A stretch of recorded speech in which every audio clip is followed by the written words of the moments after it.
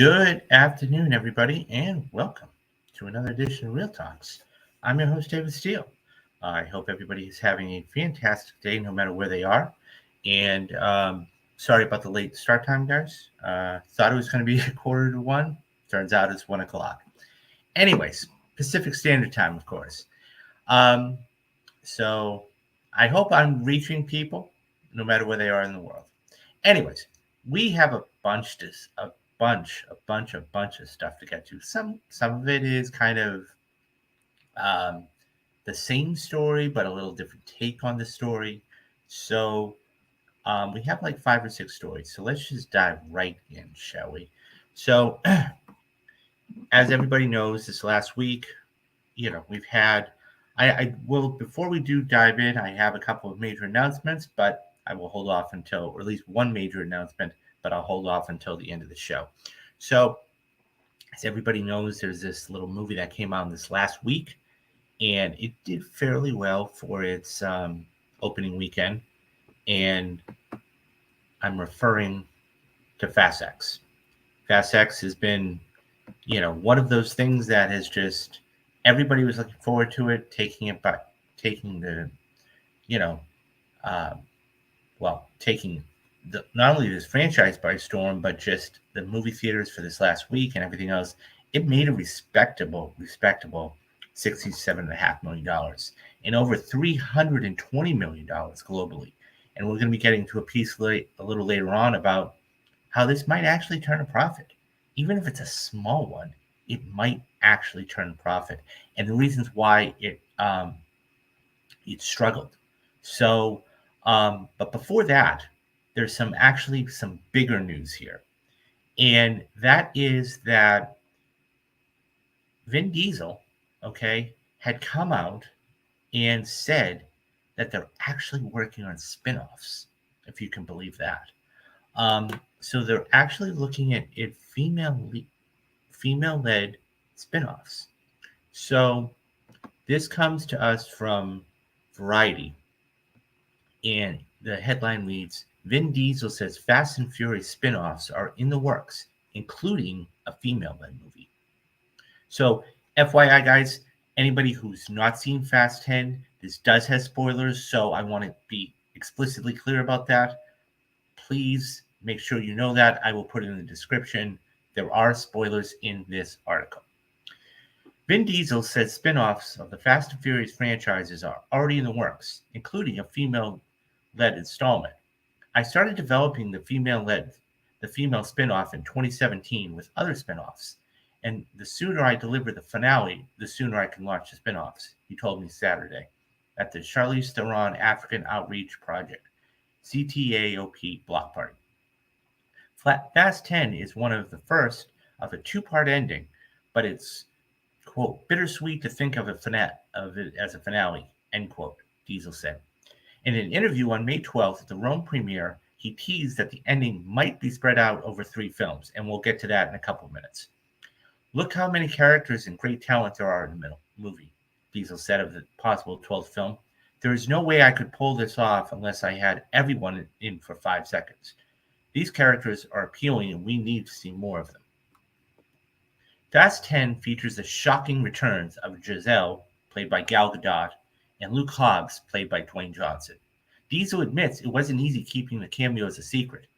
I'm so excited to have them back home and even more excited to see fan reaction to see how it happened, how happy it makes people. And we'll get to that in a couple of minutes too, because there is a whole other story behind that. Earlier on the red carpet, Fast X co-star Michelle Rodriguez revealed that Gadot had shot cameos for earlier films, but didn't make the cut. We had shot other things a long time ago that may not have fit that specific movie, the finale, Diesel said. Doing tags is a very tricky thing because you're great talent, but at the same time, you want to be very careful to maintain the same emotional state of your audience at the end of the movie. So that's what you're juggling.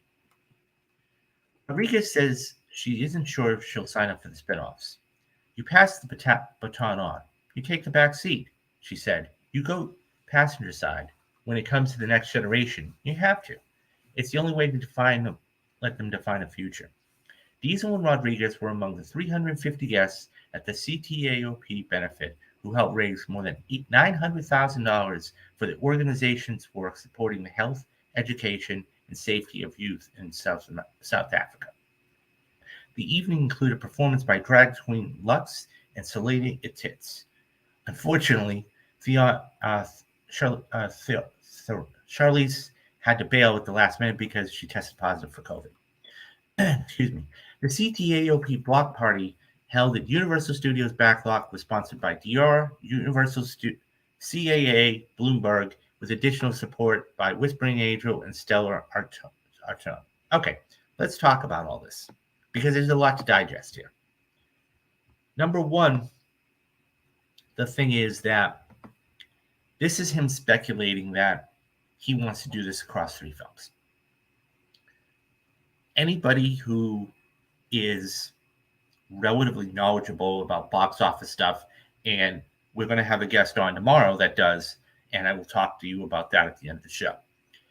The fact is that this budget ballooned to $340 million for a number of different reasons. This is barely, and I say barely, might turn a profit. Okay? Might turn a profit. If this does, it will be shocking. I cannot see this spread over 3 films. I just can't. Okay? Because number one, you're talking about budgets. Number two, you've got to talk about scheduling for everybody coming and being available for this. Number three, are fans really going to react? Or are they basically done with this? And I mean, this franchise has been going on now for 21 years, 22 years. I think people are kind of finished with it. If this was supposed to be the end all be all, and this was supposed to be a part 1 and everything else, it just didn't. It didn't work for me, at least. I mean, yeah, as I've said before, this is a turn your brain off, have fun popcorn movie. That's it. As far as Rodriguez not coming back, okay, I think, and this is just me, and I'd love to get your thoughts out there, guys. For me, she's a staple of this franchise. She was one of the 4 original cast members that signed up all those years ago. Okay, it was Vin Diesel, it was Giordano Brewster, it was Michelle Rodriguez, and it was Paul Walker. That was your core group of people. Everybody that has been brought in, okay, whether it's Gal Gadot, who's pictured there, or Brewster is one of the original 4. You have Nathaniel Emmanuelson, okay. Here you've got Charlize Theron. I mean, so the fact is that I think you have to have Michelle Rodriguez in order to make this work. You have to, because she is a vital asset to this whole franchise.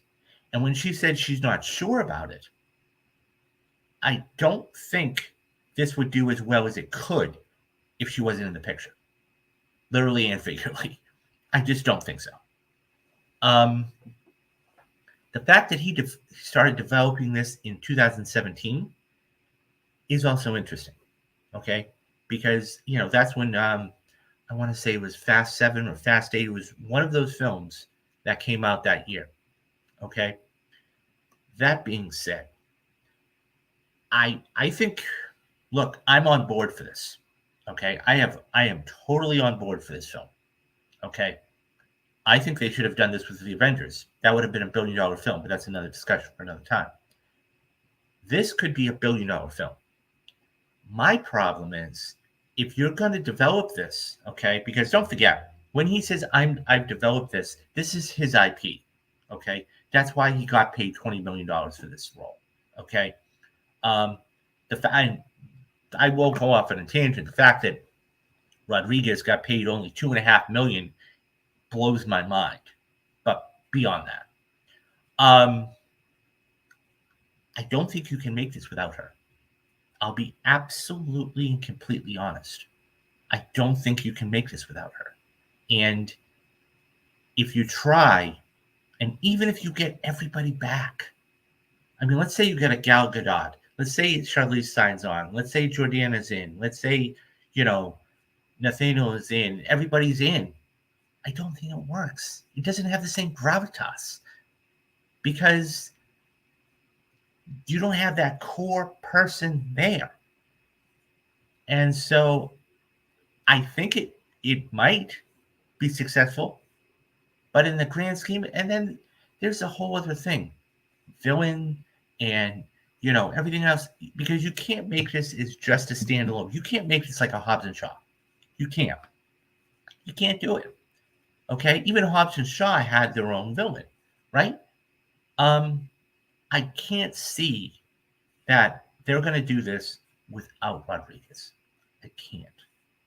And if that's the other thing. I mean, this is another topic for another time, but it's taken this long that we're finally getting a female-led Fast and Furious film. This wasn't done 10 years ago. I don't understand it. Nonetheless, the fact that they are developing it, the fact that they are even talking about it now is good. And I once again, I think if Rodriguez doesn't sign on for this, and even if you get everybody else, it's not as successful as it could be. Anyways, guys, what do you think about the news about Vin Diesel, developing a Fast and Furious spinoff for women? Do you think if Michelle decides to come back that it would be successful, or do you think if she doesn't come back it won't be successful? Would you go see a female-led Fast and Furious film? Who do you think the villain should be for this kind of film? Leave me your thoughts down in the comments, and I'll get back to everybody. Okay, so we move from one Fast and Furious story to another. So because of the box office that it had, it actually might, believe it or not, with the budget it had, it might turn a slim, tiny profit. And that's why I believe that when Diesel says, oh, there's going to be 3 more, no, there won't. There will not be, because Universal is not going to invest that kind of money unless they see an ROI. Okay, return on investment. Okay, so we know that it might actually do well. It might turn a profit. So this comes from the Wrap, okay, and Jeremy Fowler, who I spoke to yesterday, and he is coming on tomorrow, guys. So we are going to have the special little announcement, if you will. Jeremy Fowler of the Wrap is coming on tomorrow at noon Pacific time, 3 Eastern, and we're going to talk about everything. This is not going to be a basic interview. This is going to be, we're going to talk everything box office. We're going to talk about the summer box office. We're going to talk about, what's coming up at the end of the year. We have a bunch of other things to dive into. But getting back to the piece for Fast X, he wrote this yesterday, and so this might actually turn a little bit of a profit. Despite its immense production and marketing budget, Universal's Fast X may be able to turn a profit after all. If it does, it will be the enduring international appeal of the Fast and Furious franchise to thank for that. In the United States, Fast and Furious is continuing its decline from a mid-2000s peak with a $67 million opening for Fast X, a launch below the $70 million that the tentpole's predecessor, Fast 9, earned during the early stages of the box office COVID recovery in June of 2021. But overseas grosses were a different story, with a $251.5 million take from 84 markets, including 78 from China. That is a result of being seen as a positive despite being down 42.5% from the 136 million Chinese opening of Fast 9, shows you how far Hollywood's fortunes in that country have fallen. Yet Fast X, nevertheless, has been the best Chinese opening of any Hollywood film so far this season. Outside of China, Universal reports that the overseas performance of Fast X is ahead 79% of its predecessor, Fast 9. 38% ahead of the 2019 spinoff Hobbs and Shaw, and just 12% behind the $1 billion plus entry of Fate and the Furious. With a $340 million budget before marketing costs, and by the way, guys, they spent $100 million globally marketing this. There is still a very long road for profitability for Fast X. But this weekend's $318.5 million global opening follows the path the film needed as it takes advantage of vastly improved theatrical markets to outperform Fast 9 rather, in key countries. Look at some of the top international markets show the improvement. The opening weekend in Mexico went from 10.9 million for Fast 9 to 16.6 for Fast 10, joining Furious 7 and Fate of the Furious among the top 5 highest openings in that country. India surged from 1.6 million to Fast 9 to a studio record 8.6 million for Fast 10, while Brazil did the same with a 9.9 million opening that was more than triple the opening of Fast 9. I think the goal is to get somewhere in the neighborhood of 500 million. That's what any tentpole relies on overseas needs to make, says box office editor Daniel Leroy.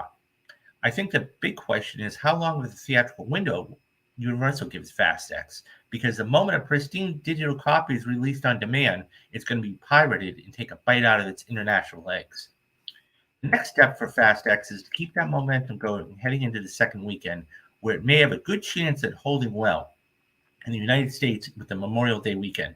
Reception in the United States has been good, but not exceptional, with a B cinema score and audiences having an 82% on post-track and 86% on Rotten Tomatoes. In China, the film has a score of 8.9 out of 10, an improvement from the 7.8 of Fast 9. Along with the excellent open weekends, like films like Fast 7 and The Fate of the Furious also had incredible legs in markets around the world. If Fast X has any similar endurance, despite upcoming competition for The Little Mermaid and Transformers Rise of the Beast, it has a chance of earning a final theatrical run similar to the $760 million run of Hobbs and Shaw. That would still be short of the film's budget, but would still give Fast X a chance to turn profit on demand and other post-theatrical revenue coming in. So he predicts a smaller final global total of $650 to $700 million. Turning a profit after a theatrical run isn't exactly the highest level of tentpole blockbuster success, but the good news is that Universal can take that with the pandemic in the rearview mirror, and Fast and Furious still has considerable drawing power worldwide. That means that the franchise supposedly's final installments could turn a theatrical profit if Universal can avoid letting the budget for the future films inflate the way it did for Fast X, with extra COVID precaution expenses, supply chain issues, and a costly cast. And I'm going to get to that in a couple minutes. How exactly Universal will bring Fast and Furious to an end is unclear, as it was previously announced that one more film in the series would be made, even though Diesel claimed at the film's premiere in Rome that 2 more would be made. We'll see about that. Universal has confirmed the plan for Dominic Toretto's final chapter, but given that a Fast and Furious finale would likely get a box office bump from audiences, curious to see how the 2-decade-long series ends. There still may be some fuel in Universal's long-running tentpole series, provided that it conserves fuel properly. Anyone would kill for numbers like Fast X, he said. It's just that when you add into the context of the budget and the past installments, that it doesn't look good. Fast and Furious is like a 38-year-old Cristiano Ronaldo. He's still knocking in 30 goals. Who are you going to put in that's better? What live-action franchise does Universal have that consistently makes that much money? Okay, let's talk about this, because there's a bunch of stuff to dissect here. Number one, he's right, okay? This is one of the, if not the biggest franchises that Universal has, okay? They did have the Jurassic World franchise, but that is no longer there, okay? So the fact is that this is, even if it does turn a small profit, Okay, and I mean small profit. I mean the fact that you may be even looking at $700 million is scary with a $340 million budget. Um, Now let me talk about some of the other things that were in the piece. So he touched upon supply chain problems, COVID restrictions, and but in salaries. So there's a lot of good news here. Number one, okay, that you're not going to have COVID restriction costs going into the next film. Okay, that's just not going to happen. Okay, unless you want to take the precaution for that. Okay, which you can, but I mean, it seems like we are all quote back to normal what it was. Okay, so you can eliminate that. That's a couple $1 million of savings. That's good news. Number two, supply chain problems. We'll see. I'm not too privy on those, but those could get worked out in a different manner, so you don't have the same repeat um, problems that you did for this film. And lastly, and this is what I want to really impose and touch upon, and that is the um, salaries. So the salaries for this movie, okay, it really, honestly, at the end of the day, okay, you're not having the salaries weren't that much. So at the top of the food chain, because it is his franchise, okay, you had Vin Diesel. He made $20 million. Okay, fine. You had Jason Statham, okay, make $15 million for this picture. Now, I love to know the contract that he signed, okay, because I I don't know if it was escalating from the number of multi-year deals or whatever, because for what he was in, and anybody who's seen the film knows what I'm talking about, there is no way he should have been making $15 million. There's no way. There's no way. Jason Momoa, okay, Jason Momoa ended up coming in third with $5 million. That's reasonable. Okay? That's reasonable. Okay? I mean, he's been in the $1 billion film before with Aquaman. Now, his performance was one of the best ones, if not the best one of the whole film. Okay? That's a reasonable salary. Okay? I don't know if he'll, we know he's going to be in the next picture. However, we don't know what his salary is going to be. Is it locked in for the next picture, or is it they're doing it one at a time? What blows my mind unbelievably, okay, is that you have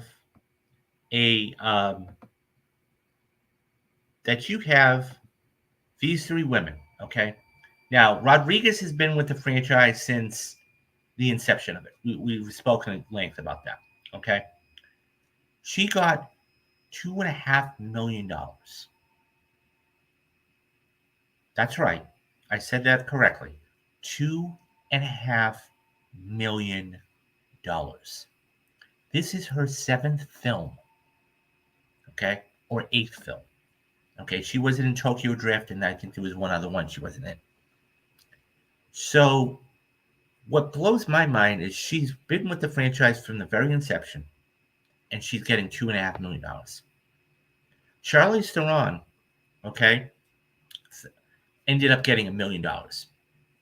Okay, and she's been with the franchise for she's started, I believe, I checked out after 5, but I believe she came in around 6 or 7. Okay, and Jordana Brewster also has been from the very beginning. I don't know how these women are not making more money. I just don't. John Cena, okay, this tells you something. John Cena made $2 million. John Cena made $2 million for this movie. I don't get it. So when they're talking about budget, okay, and they're talking about cost, and they're talking about that. Look, at the end of the day, you have two people making $35 million. Okay? You have Momoa making five. Excuse me. You had $40 million right there. Everybody else, okay, from Rito Morano to, Helen Mirren to John Cena to Jordana Brewster to Charlize Theron, everybody made right around $10 million. And the thing is, now you could probably, I forgot about Brie Larson, who made $1 million. Okay. Now, okay, you are going to have, we're assuming John Cena is not coming back. Who knows? That all being said, you are going to have two big names coming in. Okay. So anybody who's seen the film knows who Brie Larson's character is. My guess is, and if I had to put money on this today, okay, you're going to see Kurt Russell back in the final film. They talked about how, Mr. Nobody is missing, this, and this. My guess is you're going to see him show up. You're going to see Kurt Russell come in, even if it's for a scene or two with Brie.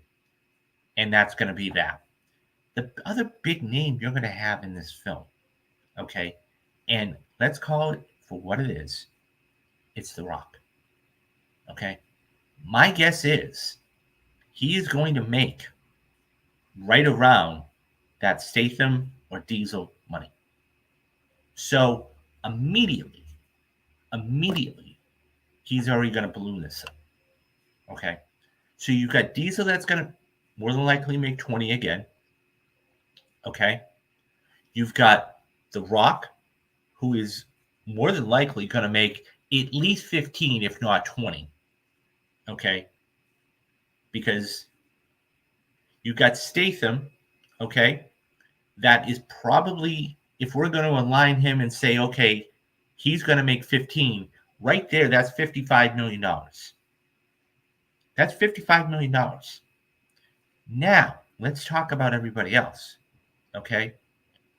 Rodriguez, if she comes back, well, she's going to come back for the last film. I hope she's going to make more than $2.5 million. We'll see. But let's put Momoa in there, okay? So you have Diesel at 20, Rock at 15 to 20. Let's call it 20. You've got Statham at 15, and you've got Momoa at 5. That's $60 million. Now, let's also take all the other pieces. You've got Gal Gadot, okay?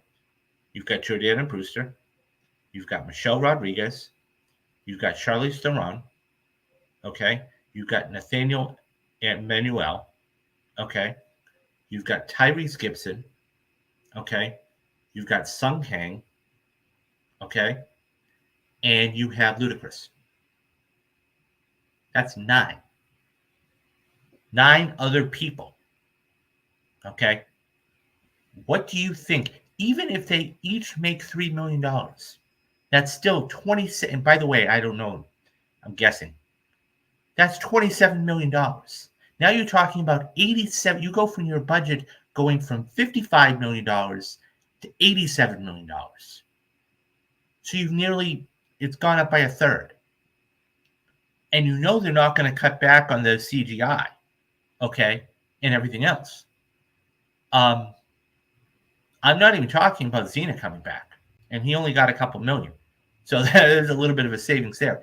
This next film, whenever it comes out, okay, is going to be, my guess is, okay, if they're lucky, close to $300 million for budget. Because 55, if I had to imagine, I would say almost a third of that budget is going to be salary.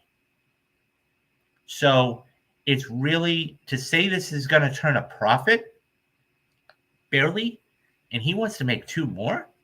No way. There is no way that they can actually do this and be profitable. Okay? I can't see it. And here's something else to consider, guys. We're not even talking about the writer's strike. This writer's strike, and I know it's the elephant in the room, but this writer's strike is going to, after this year, we're going to have a ton of stuff this year. Okay. We are going to have an absolute ton of stuff this year. That being said, okay, once 2024 comes, okay, it's going to start to slow down. And then everything else is getting pushed back. So, I mean, Avengers, I'm just putting this in perspective, okay? Avengers King Dynasty was supposed to come out May 2nd, 2025. There's no way that's happening now. There is no way that's happening, especially with the writer's strike, okay? You have all of these pictures. So I wouldn't be shocked to see Superman Legacy get pushed back, okay? That being said, this next film is not going to be in theaters, okay, until at least 2026. And that's if they're lucky, okay? Because even though you have everybody coming back, okay, you've got to write the script. You've got to do a mountain of pre-production, okay? Then you got to film principal photography, okay? And then on top of all that, you've got to do post. And post is going to take at least 6 to 8 to 10 months. You're talking maybe 2026, 2027. There is no way, and this is why I mean it. This is why I said no way that they're going to make 3 other films. There's just no way. It doesn't make any sense. So, anyways, if it turns a profit, it will be very lucky. And we'll talk about this more with Jeremy tomorrow. Anyways, guys, what do you think about Jeremy's article about having this turn a profit?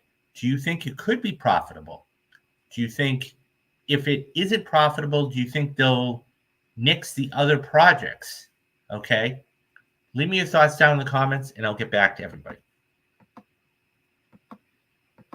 Okay. So now we're going to move on to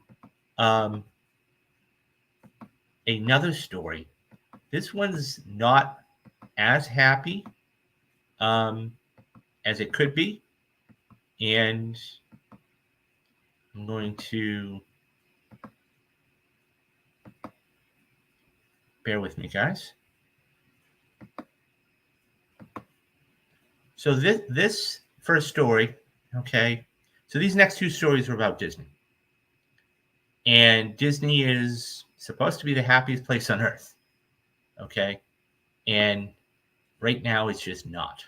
They have gone through an absolute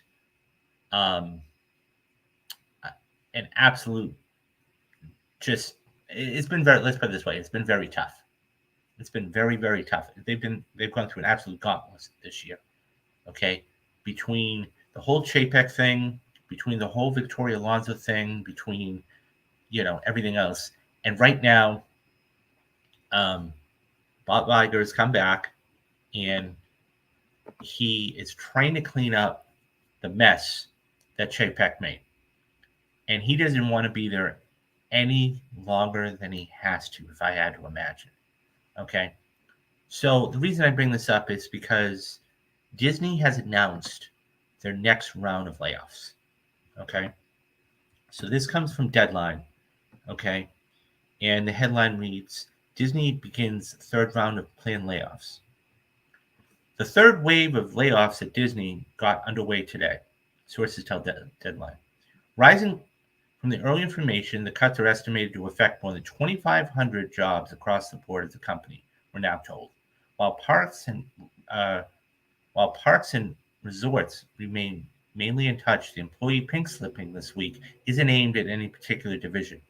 We hear that television, which was hit hard in the 2nd round, is largely spared with a small number of layoffs. Following the timeline of cuts, Disney CEO Bob Iger confirmed in late March this is expected to be the last significant layoffs at Disney for a while. However, there may still be some smaller cuts in the next couple of months, sources say. The initial wave began on March 27th when Iger confirmed that the plan for 3 rounds of layoffs as the company looked to reduce its workforce by about 7,000 employees. The second wave, which brought the largest and eliminated positions to 4,000 people, began April 24th. The company had said they expected the third round before the start of the summer. The new wave of layoffs comes as media companies are facing effects from the ongoing writers' strike, which is bringing film and television production to a halt. Disney revealed last February that it expected to cut $5 million and have cost savings as a result of the layoffs and other measures. ESPN Parks and Experiences and Products are the two other corporate divisions will see staff cuts along with entertainment. No frontline operational workers at the company's theme parks are expected to lose their jobs, however. And now that's the other piece I'll get to in a few minutes. Iger began outlining plans for downsizing soon as returning as CEO last November. One targeted area for cuts has been the centralized distribution organization created by his predecessor, Bob Chapek. The company this week is starting to remove dozens of titles from its streaming platforms as a cost-cutting measure. Okay, let's talk about this real quick. So, essentially, what Iger is doing is he's cleaning up Chapek's mess. Okay, he has to come in and basically clean up his mess and take care of everything. And the thing is, this is this is not only hurting people's livelihoods, but, it's one of those things where Disney just doesn't, they are not back to where Iger was at the height of his powers, okay, running this company all those years ago. And it used to be one of the most profitable companies in the world. This is going to affect not only the immediate, but the long-term future of Disney. Okay. So they are trying to combine, Hulu and Disney Plus together. And that's what the piece says about how, they're removing some titles. Okay. And you're seeing that a lot, of streaming services across the way here. I mean, you've got Max that just launched yesterday. Okay. And that has a whole new bunch of content on it. Okay. And then there's a piece I'll be getting to later on in the show about Paramount and Showtime. So a lot of companies are doing this. They're trying to downsize. The good news is, if there is any good news here, that none of the frontline workers are going to be affected. And that is the big thing. Okay. So all of those people that are employees at the parks, Disneyland and Disney World, will be able to keep their jobs. And that's important to note. So I think that, it's going to be a tough piece of sledding for Disney for, I don't know, 2-3 years until they can get back going again, and, I think that he's doing all of these drastic changes, he being Iger. He's doing all these drastic changes because he has to, not because he wants to. And I mean, cutting the stuff on Disney Plus, I'm talking about the theatrical things, not making as many sequels. I'm talking about cutting jobs. I'm talking about all this stuff. He's in damage control mode. Okay. And, you just had that lawsuit against Chapek and a couple other people, come out a couple weeks ago because they lied about, the stock prices. And they basically told investors, we're going to be profitable in 2024. And it wasn't going to happen. And their stock dropped 12%. So he's playing damage control and he's trying to figure this all out. I'll be curious to see what happens. I mean, this is good news that this is the last round of layoffs.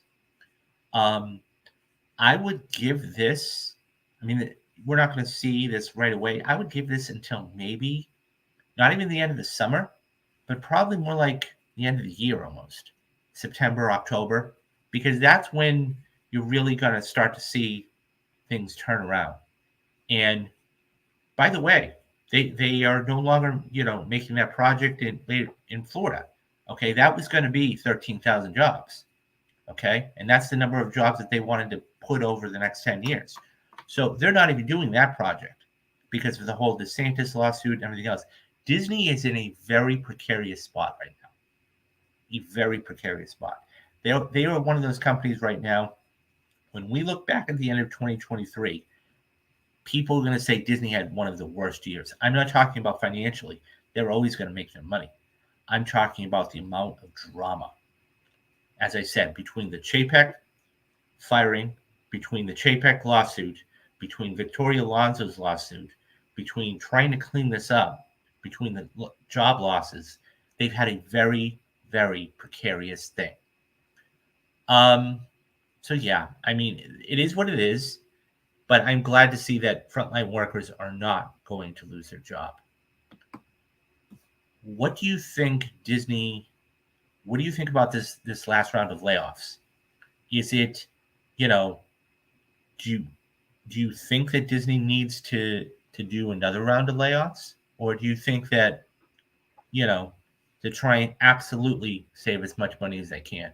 Let me know your thoughts down in the comments, and I'll get back to everybody. Okay, so we go from one Disney story to another. And as I just made mention in the previous article, in the previous story, that they're not going to be cutting frontline workers. And that's the important thing. Okay, so this comes to us from the THR. Okay, and the headline reads, Disney Parks chair says he won't be cutting frontline labor as part of the $5.5 billion cost saving measures. As Disney plans to enact $5.5 billion in cost-saving measures, Disney Parks chairperson Josh D'Amato said his department will be making cuts, but will not eliminate frontline positions as part of it. What I will not do is cut any labor from the front line, D'Amato said. I want to make sure that our frontline cast members continue to serve our guests and create that true Disney difference.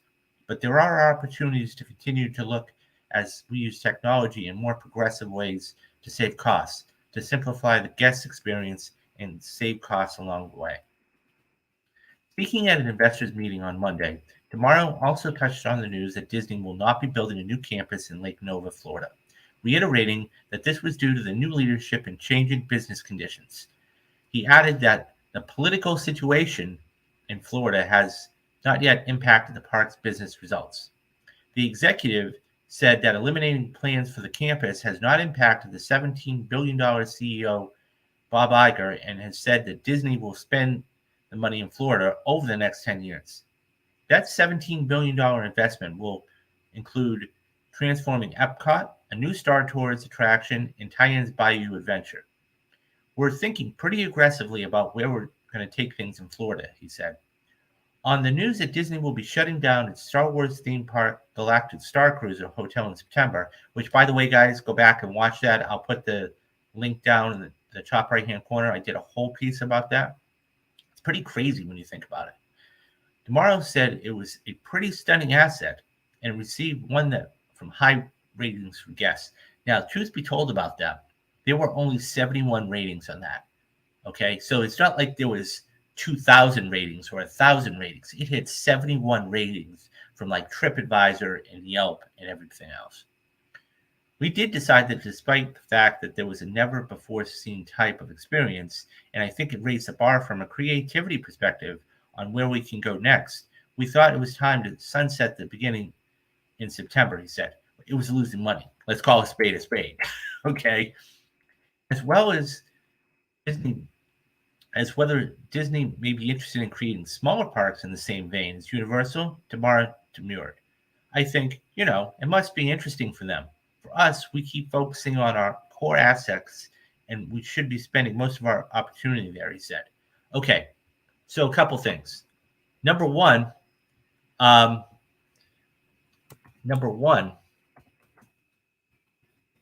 fact that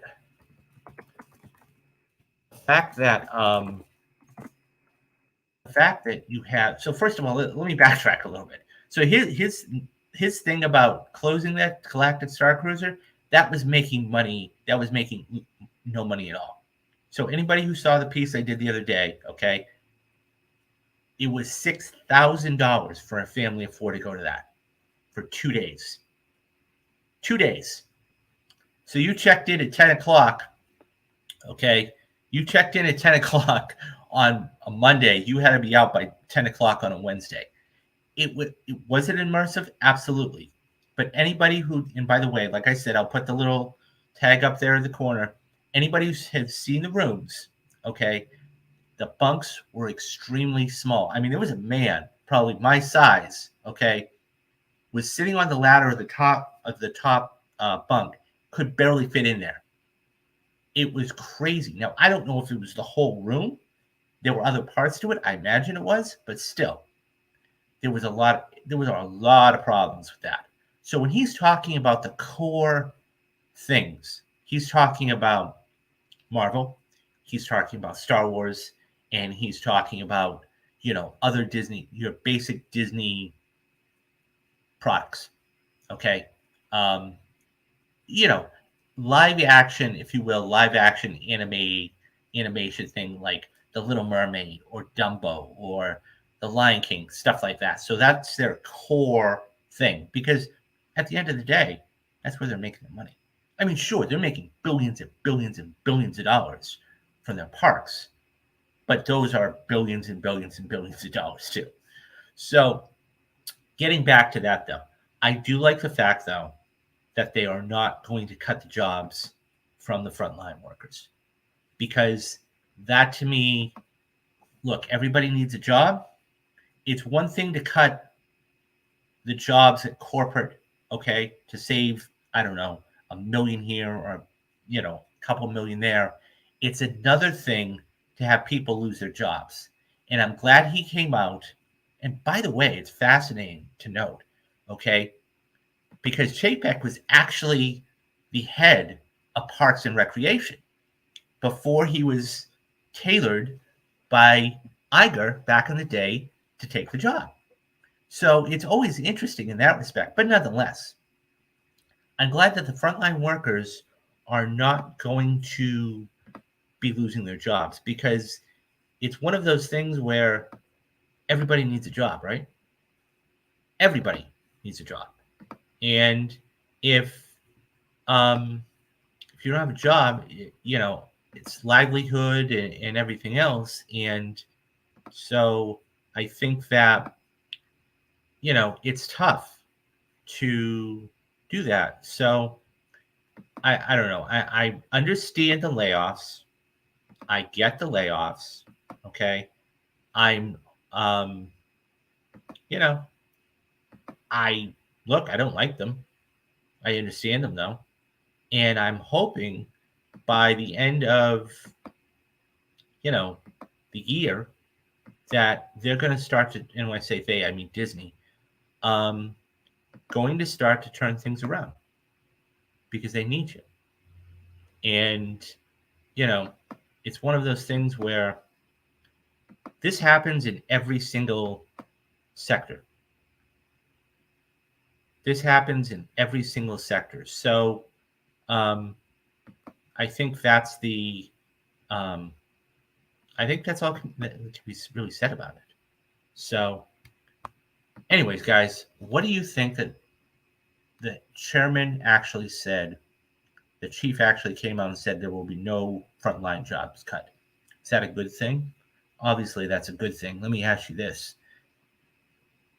How long do you think it's going to take Disney to actually recover from this? And would you like to see more smaller parks or more smaller theme rides based? Let me know your thoughts down in the comments and I'll get back to everybody.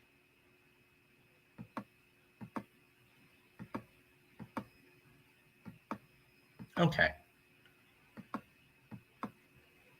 Excuse me. Okay. So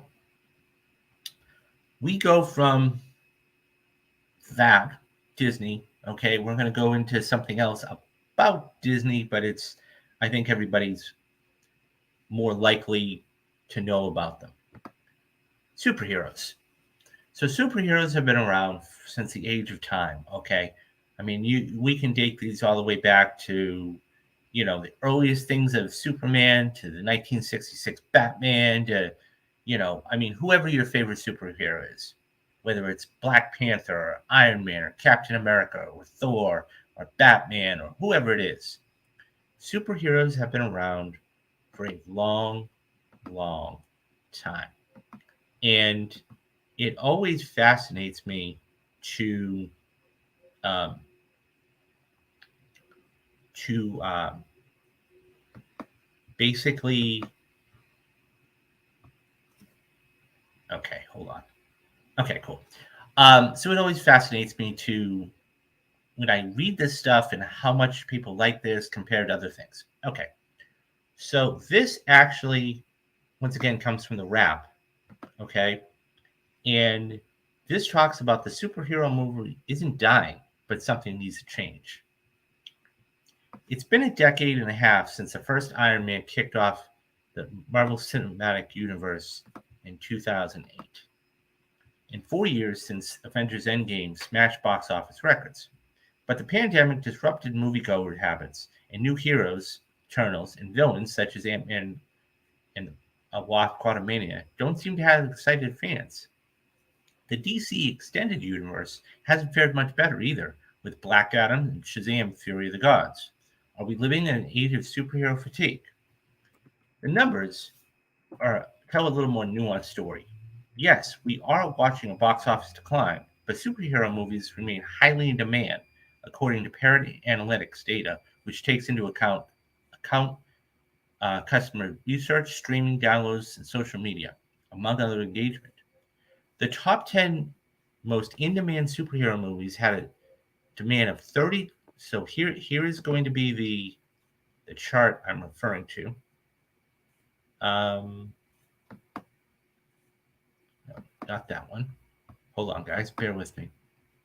Oh, okay. So this is the chart I'm referring to. Okay. So the 10 most in-demand superheroes have had a demand of 34 times than the average of the first quarter, a level reached less than 1% of the movies tracked by Parrot Analytics. And Guardians of the Galaxy just opened with a domestic box office of 114 million. So actually, when you look at this, it's a little fascinating because so you have Black Panther Wakanda Forever, okay? You have Ant-Man and the Wasp. Okay, now Black Panther, Ant-Man and the Wasp was their most recent entry, the MCU's most recent entry. And Black Panther came out in November. So those are obviously going to be the highest in general. Okay.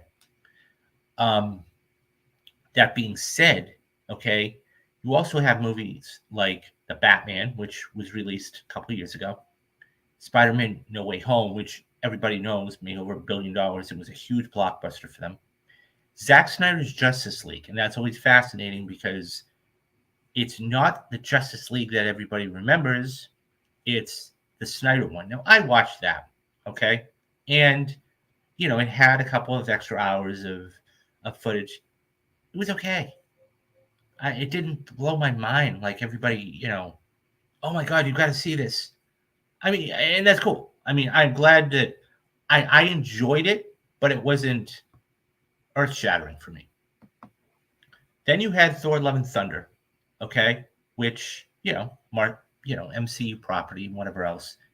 Joker, which is interesting because once again, that's a DC elsewhere type of property, and the fact is that that is still one of the. I mean, we've always talked about who's the greatest Joker, who's the greatest Batman, but that is a completely different Joker. And the fact that it's still getting the plays, okay, is fascinating. Doctor Strange and the Multiverse of Madness. This here, I think, and this came out a couple years ago, in the first week of May, right? A couple weeks ago, 2021. And the thing is that I think we were all taken by the name. Okay, they're going to go into the multiverse. But anybody has seen the picture, I mean, look, there were those out there that love it. When I saw it, I was like, hmm. Now, granted, I haven't seen it since, so I should probably go back and watch it again. I love Sam Raimi. He's done amazing work. One of the greatest scenes in that movie, creativity wise, was the card scene and the musical note scene. It was just unbelievable. I loved it. That just shows you the creativity of him. Um, Eternals, okay. I saw Eternals. I didn't care for it. I thought it was just too CGI based and everything else. It had a decent cast. I'm not saying that. You know, you had big names like Angelina Jolie and others. Just didn't work for me. And of course, Black Panther. I mean, that is a staple. That is an absolute staple when it comes to MCU. I challenge anybody. I mean, it is always in the top 5 to 7 films. I mean, look, it's the first film to get nominated for Best Picture from Marvel. That tells you something. It won multiple Academy Awards. That tells, even if it was under the line, that tells you something. So it's interesting how one is at the very top, but of course, I think that's more because of the recency effect, and one is at the bottom. So let's continue here. So it says, however, it's clear that movie events and specific characters can make a difference. In their first 45 days, Avengers Infinity War and Spider-Man No Way Home had the highest demand among superhero films, which means that the audience was all about the reunion of the beloved characters. So this is the next graphic down here, the scatter plot, okay? And it's a little difficult to see, but I will break it down for you. So you have, okay, in the blue, okay, let me make sure I get this correct. In the blue is DC. In the red, you have Marvel. So what you're seeing here, okay, so what's exceptional, okay, now when they're talking about this, you got to remember, over here, this is exceptional. So it goes left to right, just like anything else. So you have films, okay, like Spider-Man No Way Home, like Avengers Endgame, like Infinity War, and Far From Home. Okay. Now, let me put this in perspective. Okay. Multiverse of Madness, okay, had Spider-Man in it. Okay. And so what ended up happening was, oh, well, I'm sorry, let me backtrack. It didn't have Spider-Man in it. Let me rephrase that. Okay. Let's start with Infinity War, because I think that is the big one that everybody, once again, that's a top 5 to 7 MCU film. Okay. The thing is, A, it incorporated all of your favorite characters. Okay. B, you had Doctor Strange in there. Okay. It was a continuation. And, C, for Endgame, look, it was a combination of almost 15 years of pictures. And I think that's difficult to duplicate. So you're always going to have that. And Far From Home, don't forget, when Homecoming came out and that was a success, which made over $1 billion, not that that's the end all be all, you knew that the next picture, Far From Home, was going to do well. So that's where it's exceptional. Now, the outstanding portions, okay? Now we've got a lot of the outstanding. You've got Shazam, you've got Black Adam, you've got Joker, you've got Guardians of the Galaxy, you've got the Avengers, you have all of those films. Okay. That's where 85 to 90% of your pictures are. Okay. Now don't forget, this is from Q1 of 2018 to Q1 of 20. So this is 5 years of pictures. You're talking about 20 to 30 pictures for both. And then of course you had the good, which was, and really average was Shazam, Fury of the Gods, which just got released. Black Adam, which really barely made it there. And Ant-Man, and I believe that's the last Ant-Man. So, I mean, it's interesting now that those pictures, the last 3 or 4 pictures of superhero films, actually are just starting to do it. So let me finish the article real quick. And so it says, if we analyze the two studios' portfolios over the last 5 years, Marvel is in the lead. So this is the last. This is the last thing, and there's some interesting data about this. Okay. Avengers Endgame had the highest demand during a time by a wide margin. The titles with the lowest demand in the period were the latest releases from both franchises, including a fresh approach. After a decade of blockbusters, the superhero movie is entering a new era of challenges. Although there is still strong global demand for the genre, new releases will bring something different to the battlefield and will have to bring something in order for them to succeed. With a new phase of universes on the horizon for both, the next movies will be a crucial turning point for both. Okay, let's talk about this because this is extremely important. Okay. Here's the thing. Now, the top three by global demand right after the post premiere. Okay. Of course, you're going to have Avengers Infinity War. And the reason I say that is because at the end of the day, once again, all your characters come together. Okay. It was emotional. I mean, I can't believe it's been 5 years, and I went back and I did a whole retrospective of that. You guys can check out. That being said, we saw Thanos. Okay. This was the first film that we got Thanos in. Okay. And that is because we had waited how long? Almost 7-8 years to see him. Okay. And we waited 10 years from Iron Man in 2008 to Infinity War in 2018. So, of course, it's going to, and of course, it did record numbers and everything else. So, of course, that's going to be 425,000, okay, among demand. And this is right after everybody wants to know, when is it going to come to DVD? When is it going to come to Blu-ray? When is it going to go on Disney Plus? Because if they didn't get to see it in theaters, which I don't know how you couldn't, it's one of those things. And you got to remember something else. This is before the pandemic. Okay? It's only been the last 3 years since we have had films like No Time to Die, like I don't know, Tenet, like anything, all of the films released during, Fast 9, all these films released during the pandemic. And that's when the window closed.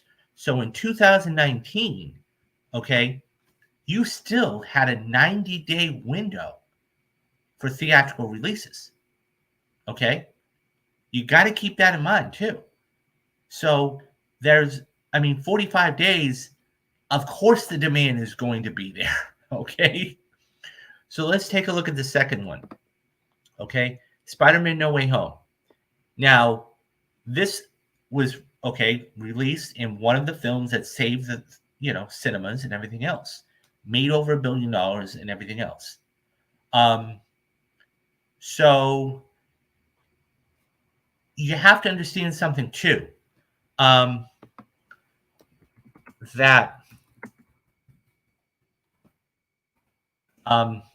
you have to understand something too. That the reason why this worked, the reason why this played so well is a number of things. And by the way, there were leaks for this. There were set photos out there that Andrew and Toby were going to come back and everything else. But the reason why this worked was, number one, you had all of these other of all these generations coming back. Okay. Number two was the story. That was the main reason. We were finally coming to the journey's end for Peter Parker, up to Tom Holland Peter Parker. And the other two came in, and you had everybody come in, and it was nostalgic. Okay? Doc Ock and Green Goblin and, Jamie Foxx's Electro, and you had all of these different combinations. So you got everybody in there, right? And you're starting to see this more and more in film. Okay, I mean, look at Jurassic World Dominion. They bring back Sam Neill, they bring back Laura Dern, they bring back Jeff Goldblum. Okay, look at Top Gun Maverick. Okay, I mean, that first trailer. Okay, I mean, the film was amazing. I've seen it 3 times, but look at the first trailer. It had everything you wanted. It was all nostalgic.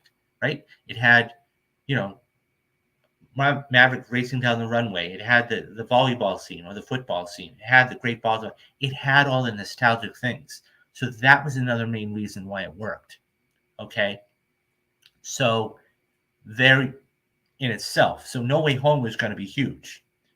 Far From Home. Let's talk about Far From Home for a minute. Now, once again, like I said, sequels are always difficult to make. But once the first one makes $1 billion, okay, then at that point, you're almost guaranteed to make $1 billion in the third film.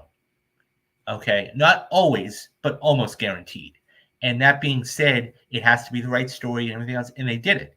And those are your top three Marvel demand so like I said, Infinity War, so Spider-Man No Way Home and Far From Home. And it's interesting because I did a piece a couple of months ago. Spider-Man has now become one of the most popular superheroes, more than Iron Man, more than Captain America, more than Thor, more than Black Panther.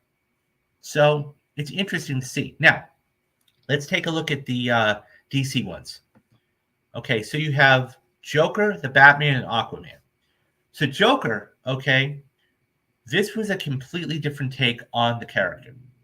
Okay, Joaquin Phoenix, of course, ended up winning the Academy Award. Tom Phillips and company that ended up getting 10 plus Academy Award nominations. Um, the film was really good. It was really, really solid. And it touched upon a couple of different themes about it. Okay. Number one was mental illness. Okay.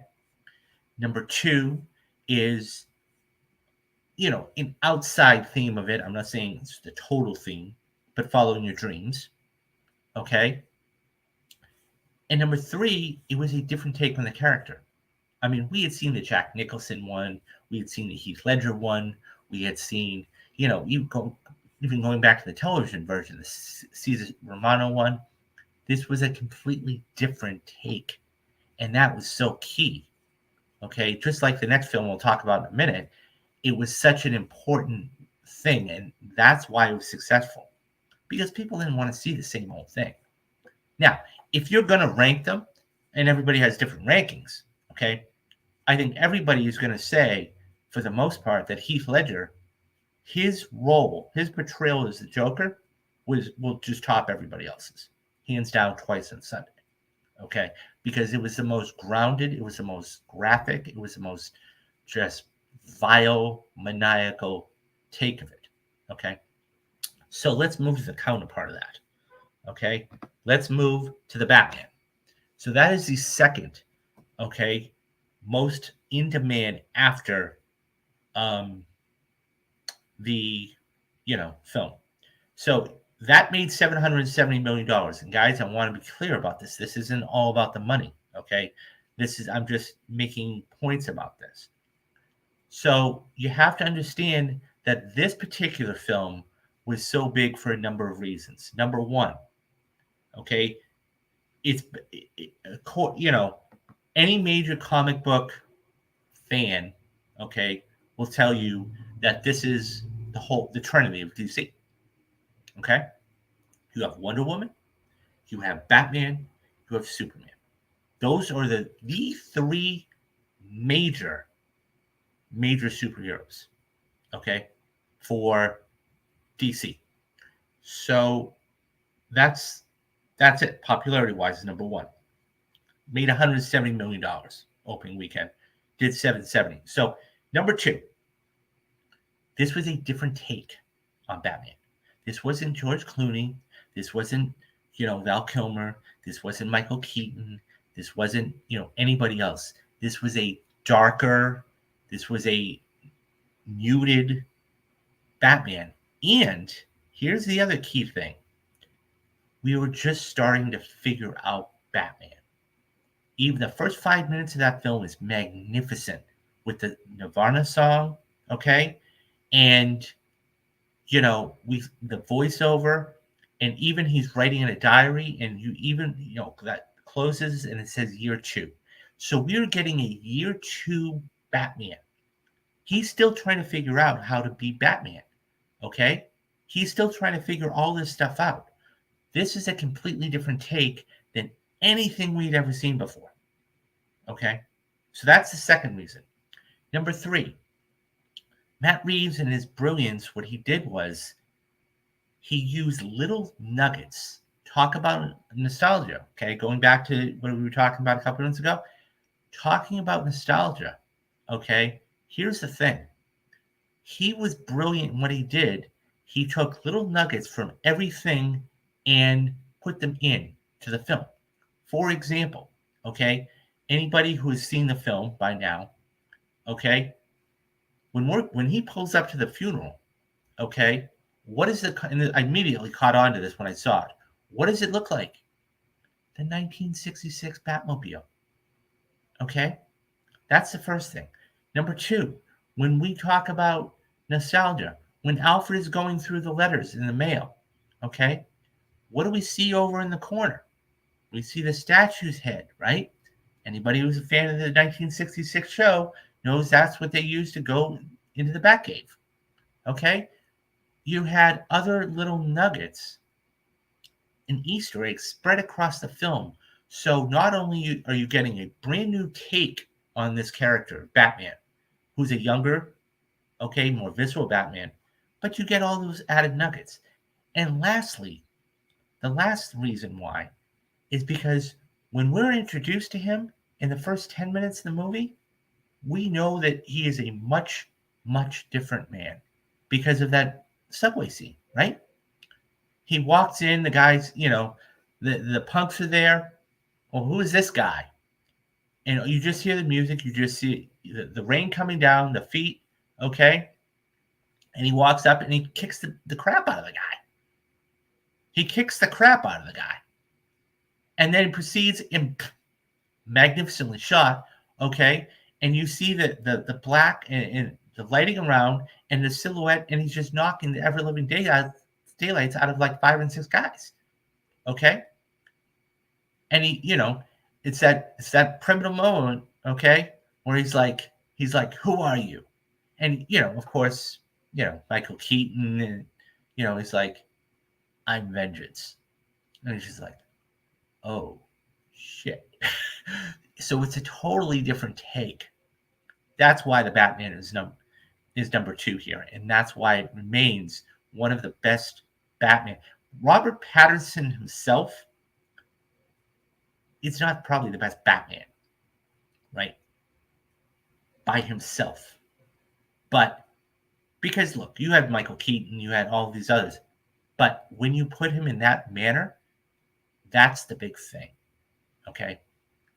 And forget about all that. Then you had, excuse me, then you had, not only like the Batmobile chase, and it was just a magnificent movie. And it's fascinating. When that came out, okay, I said that it could have earned 5 Academy Awards, the nominations. Number 1 was Best Picture. I really, truly believe it could have gotten Best Picture nomination. True. Obviously didn't. Number 2, I thought Paul Dano should have gotten an Academy Award nomination for the Joker, or for the Riddler. Hands down. Hands down. Number 3, I couldn't believe Michael Giordano did not get a Best Score. He didn't even make the shortlist for Best Score. That was criminal in my eyes. Okay. Number 4 was the costume. I thought the costume was fantastic. Okay. And number 5, the sound or the editing. I mean, really editing because of that whole car chase. Those are the 5 and it didn't get 1. I was blown away by it. So that is why the Batman is the number 2 film. Okay. And the last one here we have is Aquaman. So Aquaman, the reason why this is in such demand, and this is a different character. So let's talk about Aquaman for a minute. Number 1, this is part of the whole Zack Snyder universe. Okay, so that's why this is a big deal. Okay. Truth be told, I have not seen Aquaman. So I have not seen the movie, but everybody that has said it's a fabulous movie. Number 2, speaking of Jason Momoa, he does the film very, very well. This is a standalone film, don't forget. So standalone films, when you have a group film like the Avengers or whatever, and then you do solo projects, they're going to want to see their favorite character all by themselves. And so that's why. Am I a Zack Snyder? No, I am. I am a Zack Snyder fan. I do. I. The Justice League movie was okay. Okay. I liked Man of Steel. Man of Steel was a very solid entry into the Superman um, zeitgeist of films. Um, I love 300. The graphic, way he did that was fabulous. I saw Watchmen a while ago, so I'd have to watch it again. But I am a Zack Snyder fan, and it's not that I'm not one of those say, "Oh, I hate Zack Snyder" or whatever. No, I enjoy his work. I think he's a great filmmaker. I'm excited for Rebel Moon, yeah. And the thing is that it's one of those things that because Zach doesn't talk a lot, because Zach doesn't do a lot of press. I mean, he does some, but and the other thing about you got to understand something too, okay? He owns Rebel Moon, okay? He owns Rebel Moon. He didn't own all those characters from the Justice League. I mean, yeah, he went back and he did all the alterations to it to make it what he wanted, his vision, but he owns all and everything of Rebel Moon. And I think that and that's a big, big thing. And Netflix is letting him do whatever he wants because he knows he's going to be a draw for him. So, but getting back to Aquaman real quick. So when you have solo projects, you see everybody, and then you have a solo project. If it's your favorite character, you're going to watch it more and more. Excuse me. So, and of course, it's one of the few films, when we talk about DC films in general, okay, we talk about Aquaman, we talk about, all these other movies. This is one of the few films, Wonder Woman. We see this is one of the few films that does very, very well. And hence, it's up there as the number 3, okay, most watched video on demand after.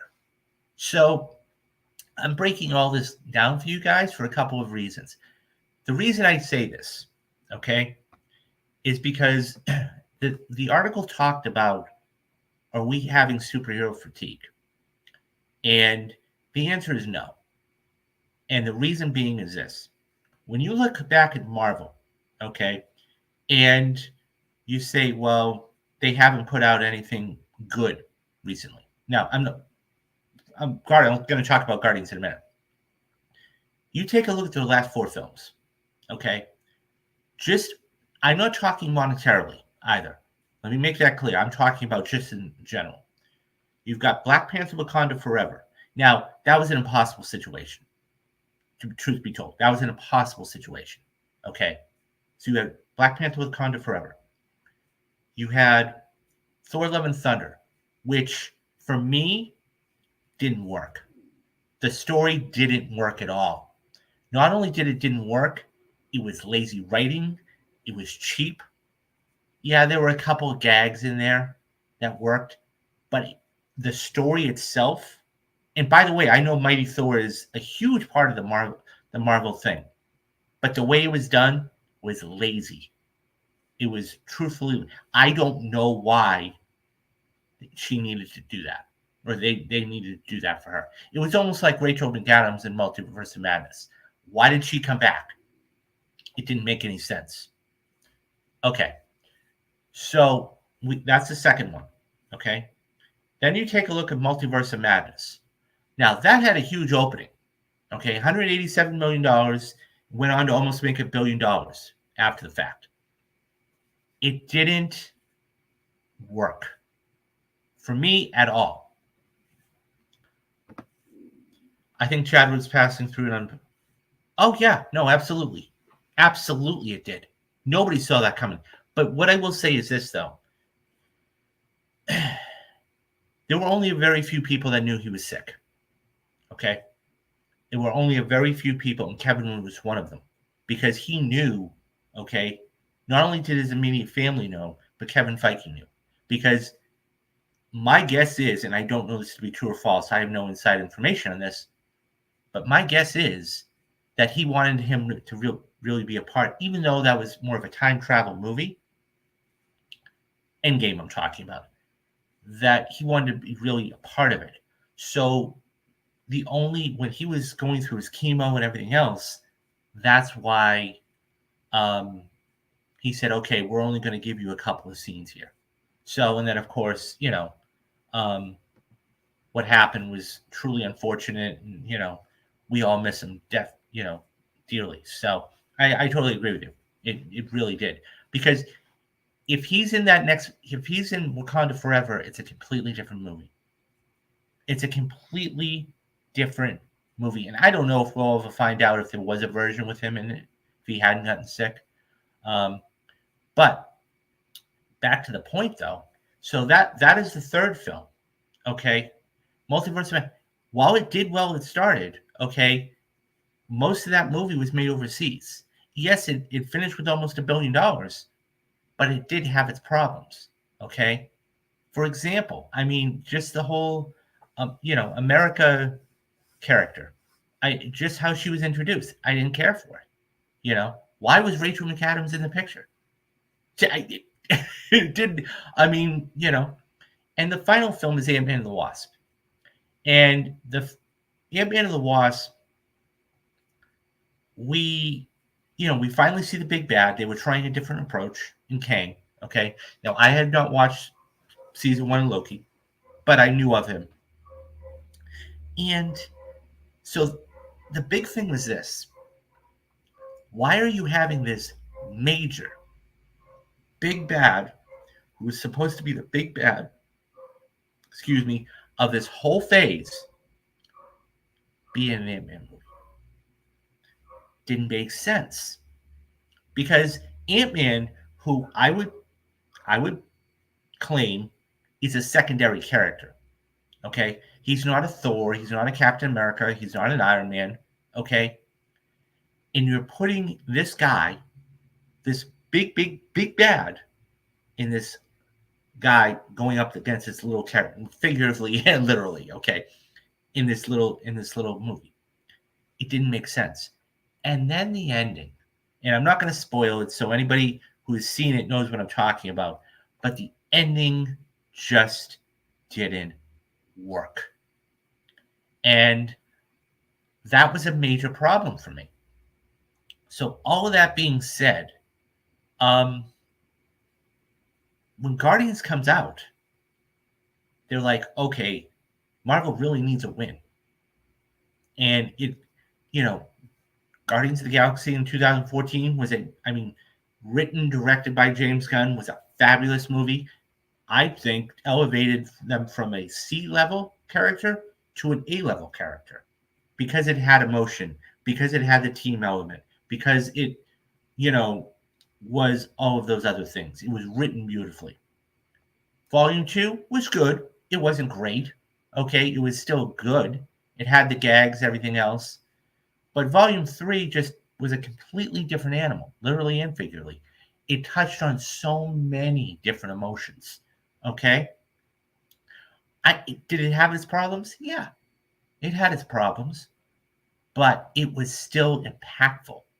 And when you see a movie make, as much as it did opening weekend, okay, and then have the staying power the second weekend, $60 million, and it only dropped 50%. That's huge. Huge. And then it makes 32 to 33 million last weekend. Wow. This is what Marvel needs. Okay? This is what they should be getting back to. And they're not going to. I mean, this was the final thing, and they have a lot of questions moving forward. They really, really do. Because they have a lot of different properties out there with a lot of different sequels teased, and nothing going toward the big bad. So that's the whole long and short of the article. I went into a very winded analytical thing for every single phase of it because it's necessary. Um, Anyways, what do you guys think of the article and the numbers? Okay. Do you think that those hold true? Or have you watched any one of those 6 films on the respective streaming services multiple times? I know I have. I've seen Infinity War 3 times on Disney Plus. Let me know your thoughts down in the comments, and I'll get back to everybody. Okay, so we go from speaking of streaming services. So we are going to go from one actual thing. Okay, we're going to talk about the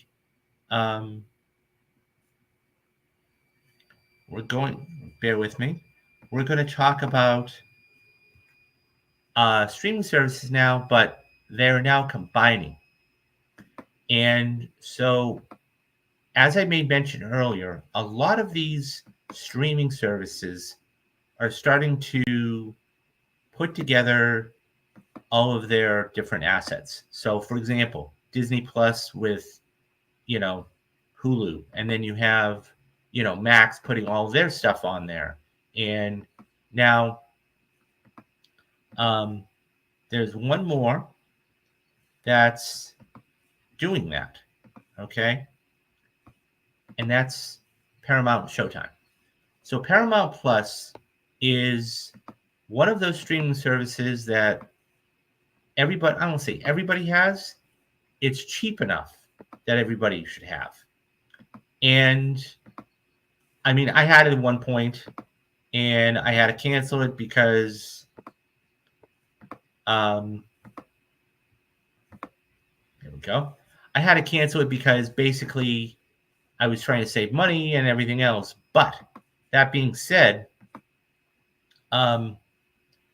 it really didn't have all of the same things that I really wanted.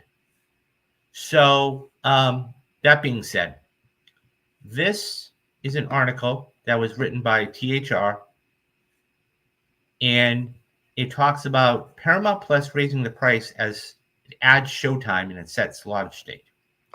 The Paramount and Showtime bundles now have a launch date. Paramount says that it's going to launch its new Paramount Plus with Showtime service on June 27th, bringing Showtime's programming to the main Paramount Plus experience.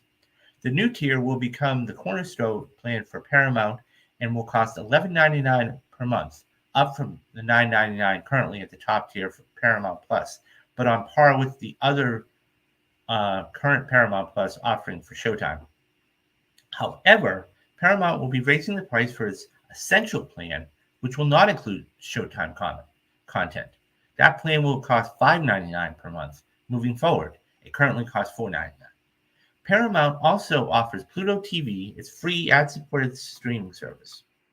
Despite the pricing changes, the company's suite of streaming offerings remains competitive compared to others. Max, for example, which launches Tuesday, had an ad-supported tier that's at $9.99 and an ad-free tier at $15.99.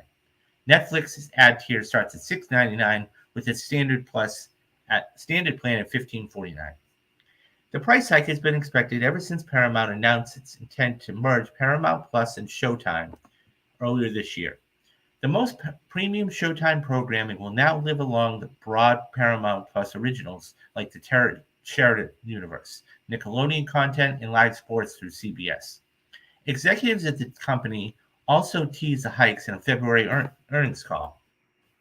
The company says it's going to sunset its Showtime app and will rebrand the Showtime linear channel by the end of the year, a rebranding that will bring some Paramount Plus programming to its paid television offering for the first time.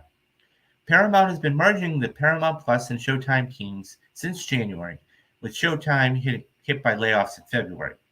From Yellow Jackets to Your Honor, Showtime is home to big, premier, sophisticated series, which are now complemented by broad blockbuster originals and movies in the alignment of Paramount Plus with Showtime, said Chris McCarthy, president and CEO of Showtime MTV Entertainment Studios and Paramount Networks, in a statement.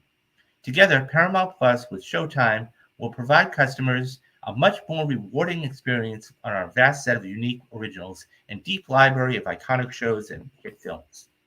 This summer, Paramount Plus will officially become the streaming home for Showtime, further advancing our lead in being the total household service. Add Tom Ryan, president and CEO of Paramount Streaming. By integrating Showtime Premium and critical acclaim portfolio with the streaming service already broad and popular slate, all at a competitive price, we will solidify Paramount Plus as a cornerstone in earning. Okay, let's talk about this real quick. Look, Paramount Plus itself is nothing. Okay, it really, really is nothing. And I think that it needed a upgrade, a serious upgrade. Now, I have Showtime, okay, but I don't have Paramount Plus. The thing is, Showtime is not that go-to pay per channel anymore. It just isn't. Okay.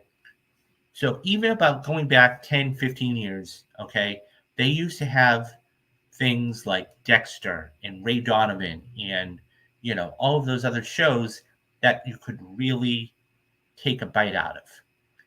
And for the last couple of years, okay, now it does still has things like the circus and everything else, but it's not that, oh my God, I need to get Showtime type of thing. I mean, I literally got Showtime to watch the last season of Dexter. Okay. And that was it. That was the only reason I got Showtime. I watched a couple of episodes of the New Bloods, but I never finished it. But nonetheless, Yellow Jackets is about the only thing, and there may be others. Yellow Jacket is about the only thing on there that really is, okay, this is what I need to watch, get Showtime for, okay, because I can't see it anywhere else. Exclusivity is starting to go the way of the dodo, because before, I mean, whether it was HBO with Game of Thrones or Cinemax with Banshee or Showtime with Dexter, those used to be exclusive. Now with everything merging, okay, you're probably going to see a downtick, if I had to guess, in people that are getting Showtime because they know they can get it on their streaming service. And it doesn't make sense. I'll pay a little bit. If I'm a consumer, I'll pay a little bit more for Paramount Plus, okay, so I don't have to get Showtime. That being said, too, there's something else to consider. More revenue, okay? Because when you watch Showtime on your television, okay, all you see is Showtime television. I mean, advertisements. Whether it's for, I don't know, whether it's for Yellow Jackets, whether it's for Dexter New Blood, whether it's for the circus, whatever it is, that's it. And the boxing and the Bellator, I mean, that's it. Now with Paramount Plus and Showtime merging, you get a whole new thing of advertisements. You can put anything you want on there and it will be successful. Pretty much. So, I mean, you have to equate it to that. But the fact that you're able to get a whole other thing of revenue just from that is huge. And I think that that's a big thing that moving forward, I mean, because you're going to have films on there like Top Gun Maverick, Top Gun. I mean, the whole Paramount library is on there. Okay. Mission Impossible films and everything else. And that's why they're starting to go off all these other streaming services because Paramount is starting to take back all of their IPs. So, is this a good thing? Yes, because they're all putting everything together. As far as a consumer, you're probably going to pay a little bit more just because you don't have to pay for advertisements. I'll be honest. It's one of those things where if you're watching television as it is, okay, whether it's a movie on show, I mean, that's the beauty. That's why you get a paper channel, right? Okay, so you don't have to deal with advertising. Okay, I mean, you take any movie. Okay, forget about being edited for content itself, language, but you take any movie. Okay, let's say you watch, and I'm just making it a movie up. Let's say you watch The Departed. Okay, now they don't actually have The Departed, so let's take another movie. Let's take, I don't know. Oh, I don't know. Okay, we'll take The Departed just for fun. Okay, Casino. That's a movie. Because it's on quite frequently. So you watch Casino, right? Let's say the total running time of Casino is, and I'm going to actually find that out because I want to be on the number for this. I think if I had to guess, I'm going to say it's about 2 hours and 10 minutes. Um, it's 2 hours and 58 minutes. Okay. So now 2 hours and 50. So it's a 3 hour film. The TRT is a total of 3 hours. Okay. So let's say you're going to go watch Casino. Okay. Now, the fact is that you want to watch this movie all the way through without any interruptions. Forget about the content itself and editing, and you want to watch it all the way through. That being said, okay, if you know that every 8 or 9 minutes that it's going to break for a 3 or 4 minute segment, that's going to run it close to 4 hours. Now, I did a little experiment. Okay, it's a little different, but I did an experiment a while ago. Okay, I put on Empire Strikes Back on Disney Plus. Okay, exactly the same time it was starting on television. Okay, I think it was TNT or one of those, something like that. I think it was TNT. So exactly the same time, and I watched Empire Strikes Back the same exact time. When I got done with that movie, okay, it was in right going into the. It was in the third act, but it was the scene where Han is being put into carbonite. That just tells you the amount of advertisement when you are watching on television. That was dragged out for almost 40 minutes because of commercials. But I watched the whole thing without commercials. The reason I bring this up is because people are not going to want to buy or get a streaming service without an ad tier. They're just not. I mean, look at YouTube. YouTube is a perfect example of, now I have premium, okay, and I'm so glad I do. It's only $13 a month. But the point is, those people that don't have premium, anytime that there's an ad that comes up and they can't, skip ad, skip ad, skip ad, skip ad, because they don't want to deal with that. So you're going to get more people to actually buy the higher tiered service for it rather than not. Okay? Because, and that leads to a whole other conversation of how much is my entertainment budget? Am I better just going out to getting one of these movie passes like a Crown Club card or an AMC pass or whatever else? Because I can watch first rate movies. Yeah, but as far as is them joining together, we're seeing this more and more. Okay, Disney and Hulu are doing this. You have Max doing this. Okay, they've totally rebranded, and now you've got Showtime. And this is the last one that's really, going to do this. So it's going to be interesting to see the numbers moving forward on how many subscriptions they get, how many people actually drop their Showtime subscription on their television or their cable box, and where they are moving forward. Because I think that if this doesn't work, they're going to have, by the way, they're going to have to probably give this at least a 6 to 12 month window. Then they might actually start taking some of this stuff off. I wouldn't be shocked, because at that point, if they know people aren't watching it, and they know all the analytics over there, okay? If they, because they only have so much room. So they want to put the fresh upcoming stuff first in front. So you watch it and you're having to deal with the UI, the user interface, and everything else. It's going to be interesting to see what happens. Anyways, guys, what do you think about Paramount Plus and Showtime merging? Do you like it? Do you use Paramount Plus? Do you have Paramount Plus? If so, what are the things that you're going to watch on it?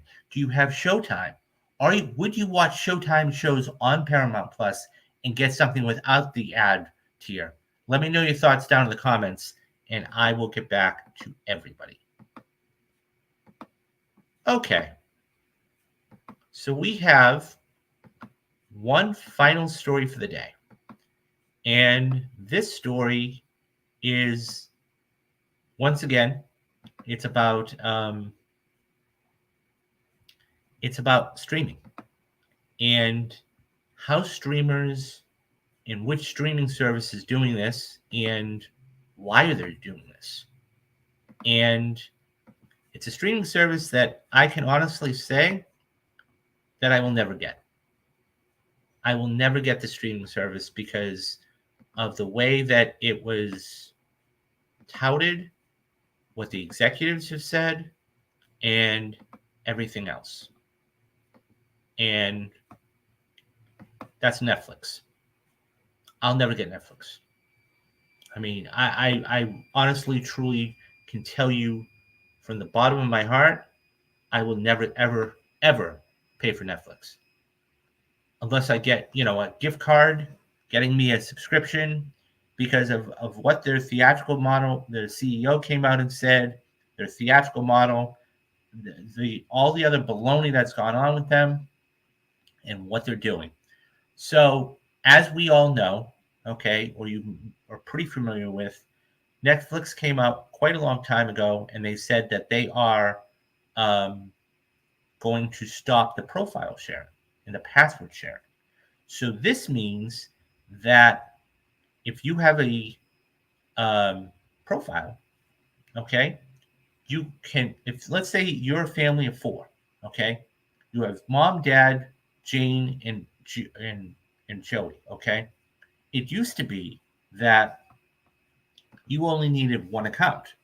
So mom and dad would pay for the account, okay, and then Jane and Judy, or Joey and Judy, whatever, the kids would be able to watch on that one streaming service, on the one profile. Now, what they're doing, and this is clearly trying to make more money. The one thing that Netflix cares about is memberships. Okay?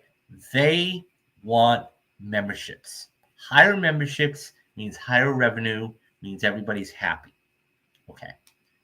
What they are trying to do is they are trying to get everybody to sign up for Netflix.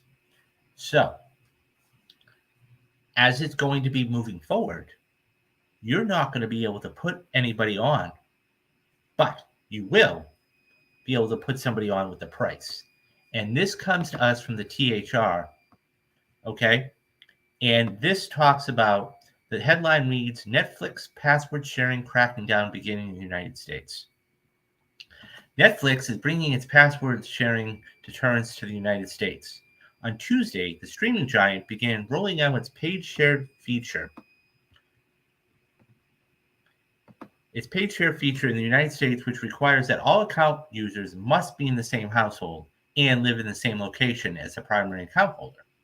Users living outside a household will be able to join on the main account for an additional $7.99 a month, though standalone Netflix subscriptions begin at $6.99 a month for the ad-supported tier and $9.99 a month for the basic plan. As part of the rollout, primary account holders will be prompted to set a household location on their devices, though subscribers will still be able to use their accounts when traveling. Non-household members will be singled out based on the factors like how often that device has used the Wi-Fi at the primary location. According to a Netflix spokesperson, and be prompted to transfer the product to a new Netflix subscription.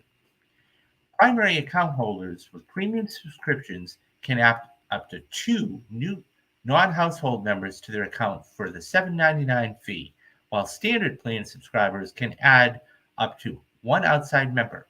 The paid add-on feature is not available for those on the ad-supported or basic plans. The United States rollout arrives roughly 3 months after Netflix began its crackdown in Canada, New Zealand, Portugal, and Spain earlier this year.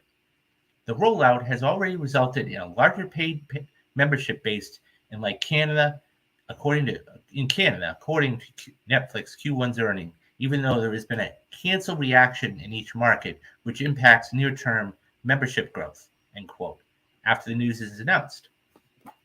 As borrowers start to activate their own accounts and existing members add extra member accounts, we see an increased acquisition of revenue. For example, in Canada, which we believe is a reliable predictor for the United States, our paid membership base is now larger than prior to the launch of the paid sharing, and revenue growth has accelerated and is now growing faster in the United States, Netflix said in the letter. Okay, let's talk about this.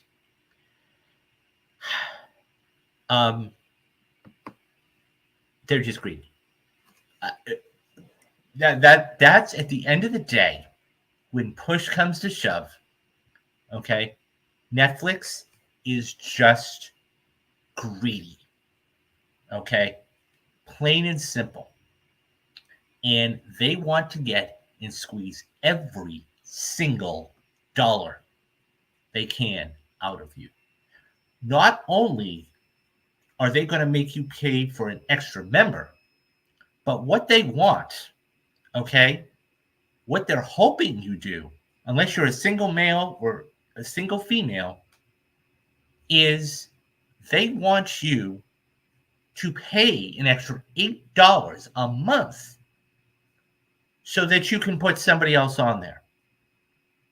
So let's say, okay, by the way, as it said in the piece, you can't get this if you get the basic package.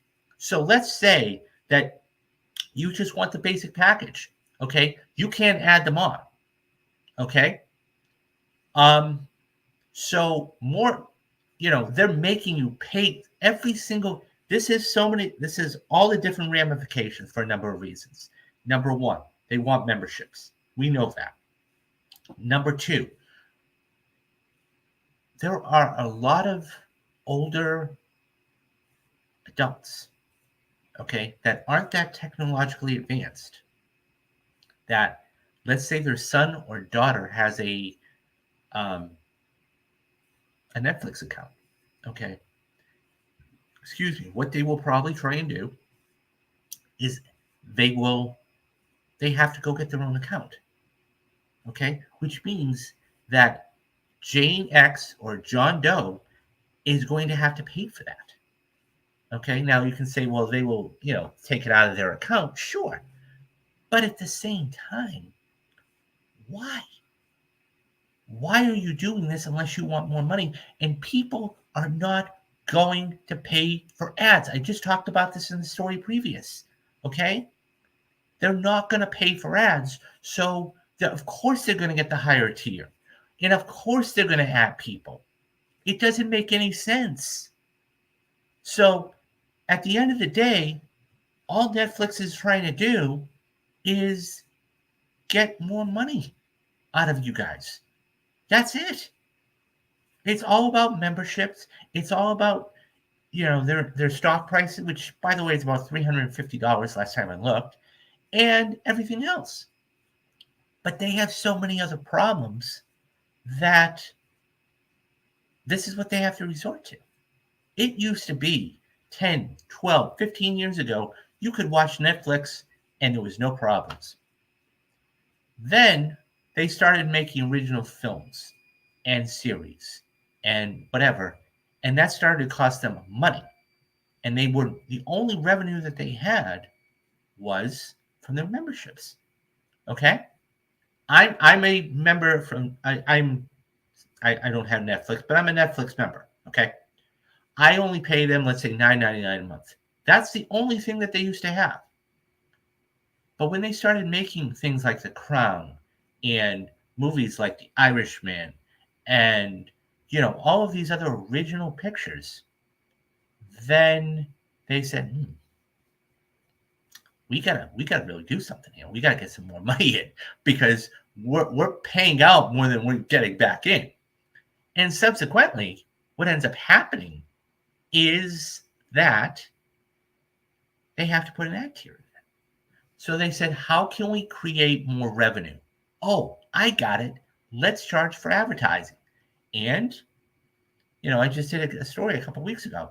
They are now starting to get more and more and more people with the ad tier because they don't want to pay for advertisements. This is just Netflix being greedy at the end of the day. And with a CEO coming out and saying, we don't support the theatrical window, and by the way, keeping Glass Onion in there for 1 week, okay? 1 week, making $16 million. And at the same time, they pull it out of the theaters, and the theaters are asking them, oh, well, can you keep it in for a few more weeks? And they're basically saying, oh, fuck you. We're not going to do that. We want our memberships. And even Rian Johnson came out and said, and he signed a lucrative deal with Netflix.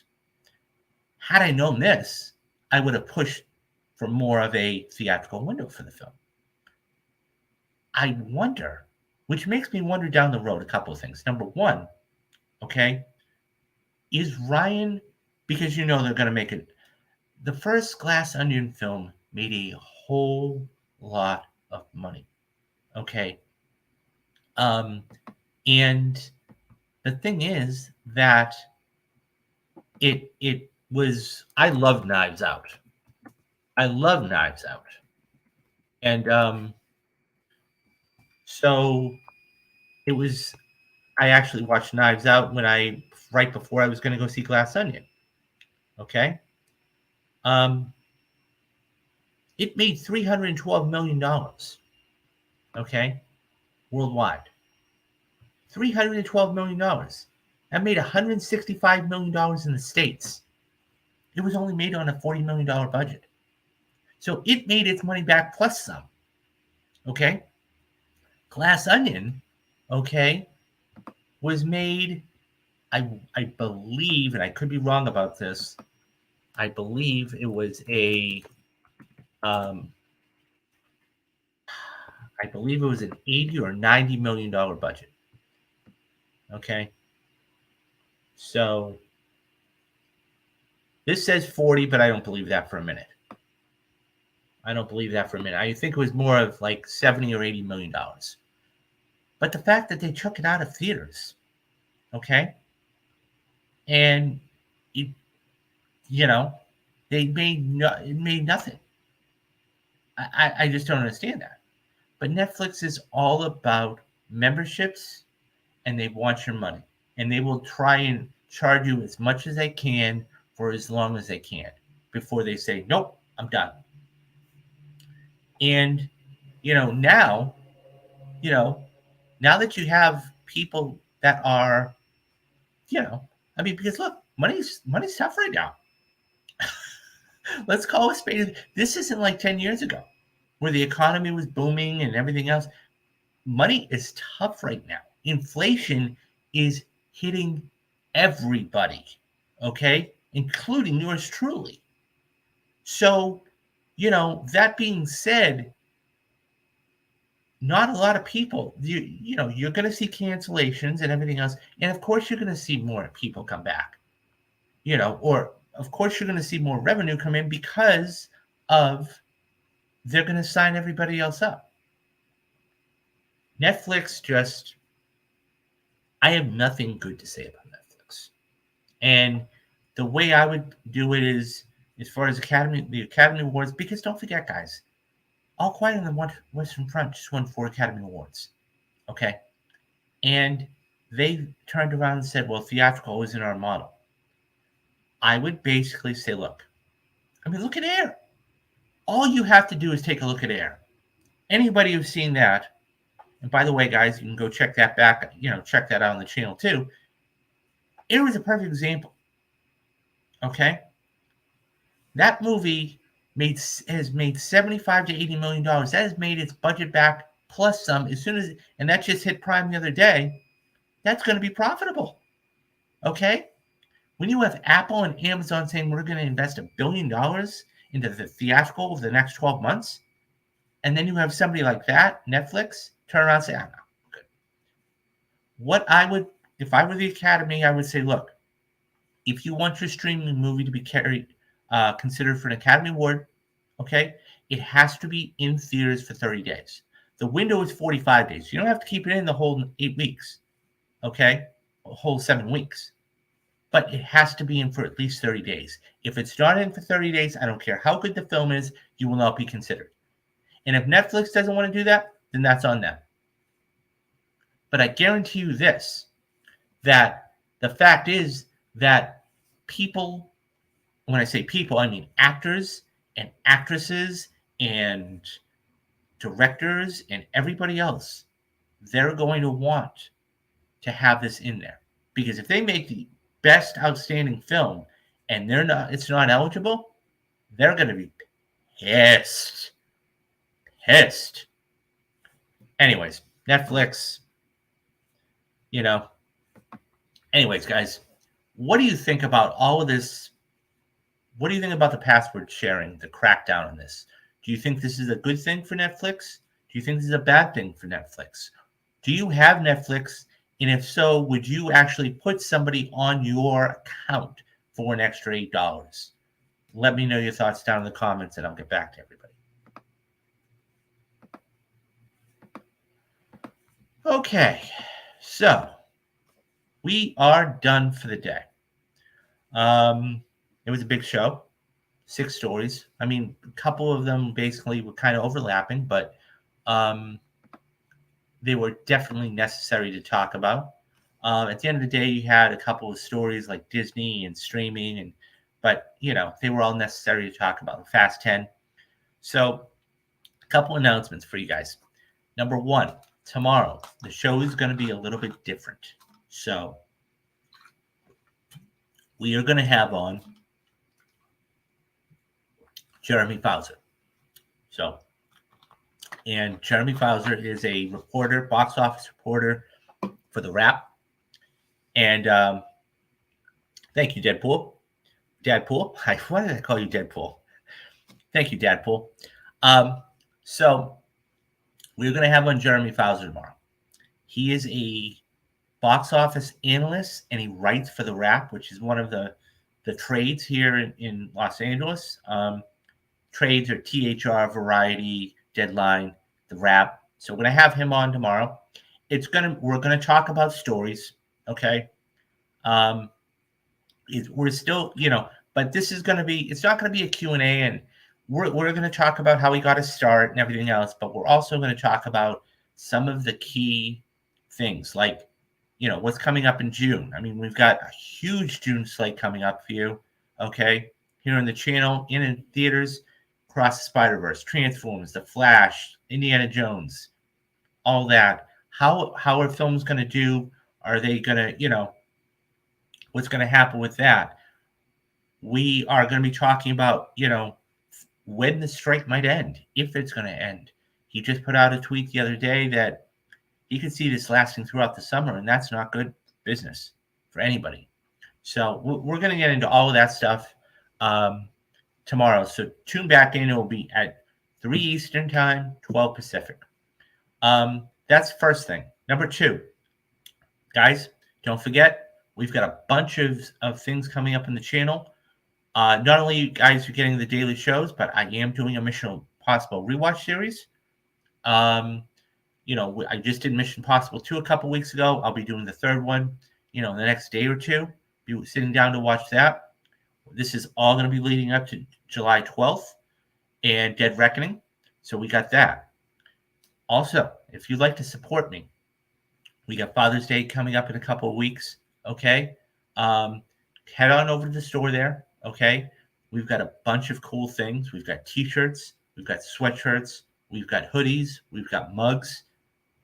great great gift ideas, and they're cheap, and that's the thing that everybody likes. They're cheap, and at the end of the day, it'll help me out. Patreon. So there's another way you can help me out. There's two different levels. Okay, one is $5 and one is $10. $5, you're gonna get Mob Mondays. You guys have spoken. It's the Untouchables. Okay, 1987, Brian De Palma. Kevin Costner, Sean Connery, Andrew Garcia, Robert De Niro. I'm gonna, basically, I have all the notes down. Do a stream, talk about that. $10 a month. It's going to get you both Mob Mondays and Rewatch Wednesdays. This month for Rewatch Wednesdays, it's going to be Training Day with Denzel Washington and Ethan Hawke. So stay tuned for that. So that's another way you can help me. Super chats, of course, anybody that drops in and, likes the content. And guys, I just put up a trailer the other day. I'm going to see if, because I'm going to see if I can't locate this. So, okay, here we go. So this is, I've been meaning to get this trailer made for a long time. And I spent a little bit of money. And when I say a little bit of money, it was only $70. But I tweeted this out the other day. This is for brand new people that are wondering what this channel is about and everything else. This is the trailer I'm going to have up for brand new people that have come into the channel. They want to know more about it and everything else. In a world, there was one channel that had everything you needed when it came to stories about Hollywood and more. Welcome to Real Talks, a daily show hosted by the legendary David Steele, with special guests, a monthly series called The Perfect Movie, as well as coverage on every big movie released this summer. Real Talks is your #1 home for all things entertainment. So what are you waiting for? David Steele is about to get real. Real Talks. Subscribe today. You won't regret it. More movies coming soon. The price of admission all by itself. $70. So anybody who comes to the channel and they want to know who this guy is, of course you know who he is. He does all of the voiceover for all the movies.